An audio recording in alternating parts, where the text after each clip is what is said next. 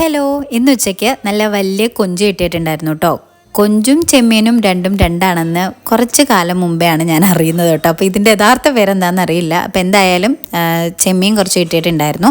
അപ്പോൾ അത് മുരിങ്ങയ്ക്കയും തക്കാളിയും കുഞ്ഞുള്ളിയൊക്കെ വെച്ച് വറുത്തരച്ച് കറി വെക്കൂലേ, അപ്പോൾ ആ രീതിക്ക് വെക്കാമെന്ന് എത്തിയിട്ട് മുരിങ്ങയ്ക്കൊക്കെ ഇട്ട് ഒന്ന് തിളയ്ക്കാൻ വേണ്ടിയിട്ട് ഞാൻ മാറ്റി വെച്ചിട്ടുണ്ടായിരുന്നു.